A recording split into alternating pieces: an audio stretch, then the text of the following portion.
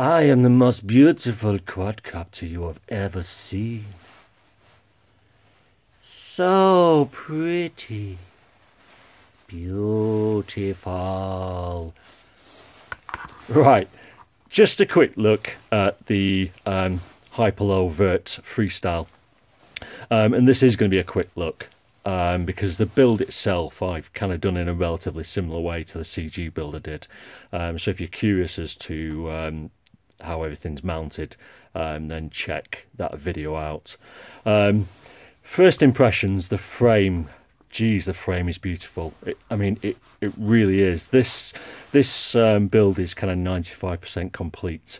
I just need to add my receiver in. I was waiting on a replacement antenna, and I just need to tuck in my capacitor. But other than that, it's pretty much done. At that point, I'll mount the GoPro couch on it. So let's talk about pros and cons, as this is going to be a really quick review. The pro, as I said, see the frame review, which I'll link up here somewhere. And the pro is the frame is stunning. It feels really strong. It truly is a beautiful thing. And obviously this slim body with the battery plate. Let's probably see it better that way, with the battery plate on top rather than lipo strap holders sticking out the side. Should give it a really slim profile when it's moving through the air at a fast rate of knots, so you're not going to get as much wind resistance. The build itself was relatively straightforward. There isn't a lot of space in this guy. I've built this in a 15mm configuration, and as you can see, I've raised the back arms up on the spacers and used the spacers in the opposite way on the front arms to bring them down.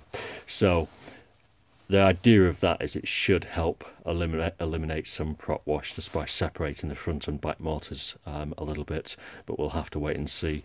But the components, I'm using SpeedX 35 amp GS BL Heli 32 ESC.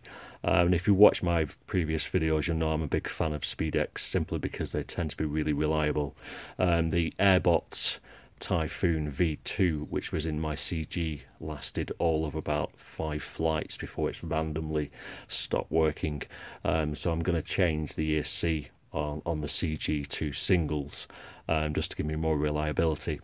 This one, as I said, I'm using a 4-in-1 ESC, and I'm using the Airbot F4V5, which was on the CG, and I've just switched it over to this because on the CG I'm going to be obviously needing a flight controller with proper ESC connections.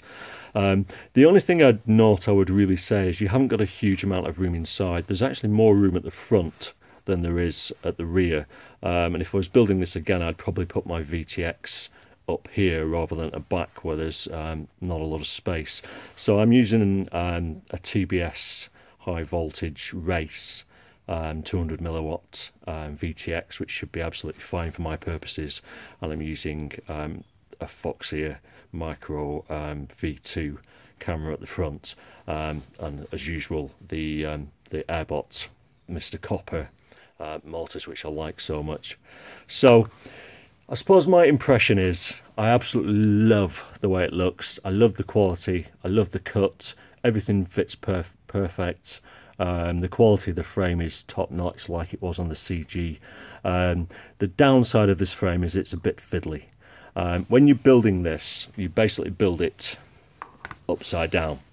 So essentially you pretend while you're building it that this is the top of the quad. So you've got your ESCs on the bottom, then your flight controller. And of course at that point you wouldn't have this this bottom plate holding everything in place.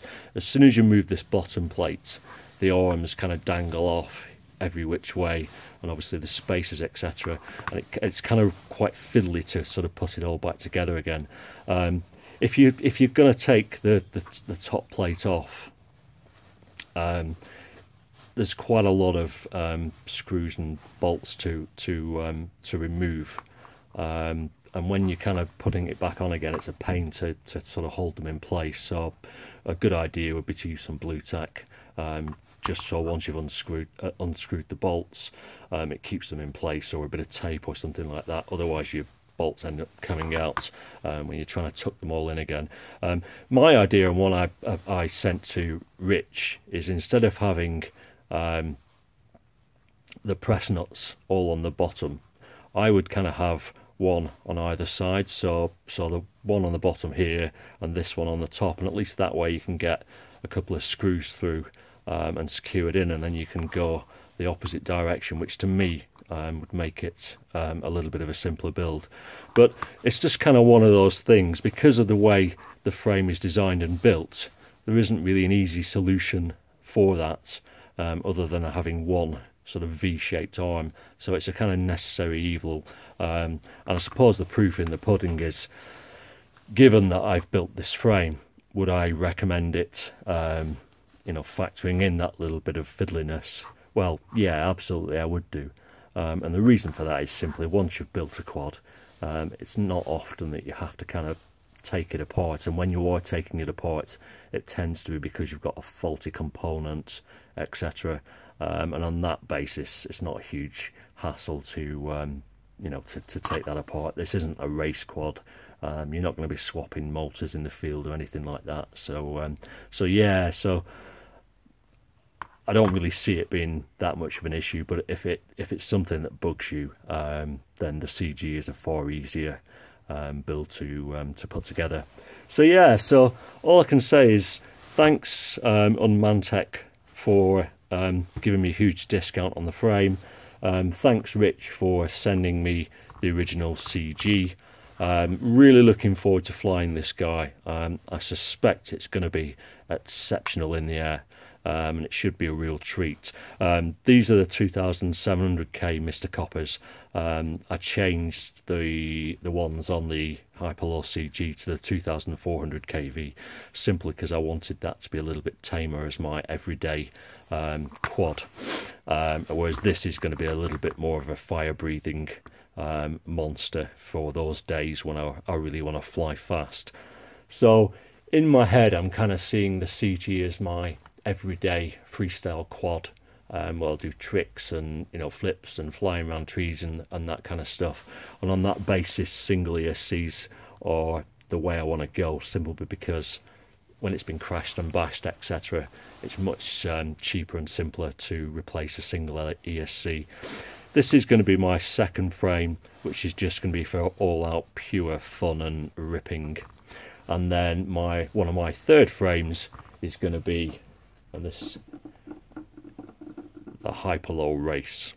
And I'll do a video on this because Rich has sent me some additional components to kind of turn it into a hybrid, and you can actually mount the arms from this guy, which are around 11mm longer, onto this guy and do quite a few interesting things with it. So that'll be coming up.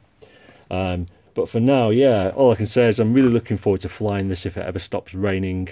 I'll add the receiver into it and use the mounts, and obviously mount the GoPro onto it. You are going to get props in view. You can actually, if you want to do so, to get your props out of view, just raise this up, and you can do that in a number of ways. You could use some standoffs like so, or you could even use some sort of I've got any to hand actually. Let me have a look. Some soft mounts. Let's see if we can find one. Yeah, you could even use something like this, just a flight controller soft mount, and obviously remove these screws, screw down into the standoff, and then screw into that, which would raise it up again. If you go on Rich's Facebook, Hyperlow Facebook page, he's recommending some of the ones from Ready Made RC, which he's using to lift his GoPro couch up. So that's an option. But yeah, this guy for me is just going to be all out kind of fun speed as opposed to anything else, and I'm looking forward to flying it. So yeah, hope that was useful. As I said, refer to the CG build. The stack itself is pretty similar. Obviously we've got 15mm here, and it is a true 15mm. The CG is easier to build because you get that bit extra space at the bottom, but as you can see, the Speedx ESC is just sat as close to the top plate as I can possibly get, and because I'm using the Airbot flight controller, which doesn't have built-in gummies, again I'm using these rubberized flight controller soft mounts, which have meant that the flight controller has to sit a little bit lower down.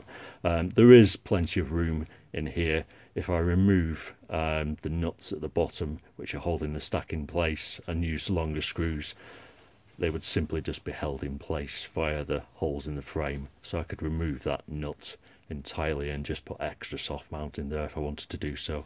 So yeah, really looking forward to flying this. Hope you like it. For me, it is a truly beautiful frame, and certainly top quality, but as always, only time will tell whether these arms are fragile or if anything else is a problem. But right now it looks pretty bulletproof. Cheers guys, thanks, bye bye.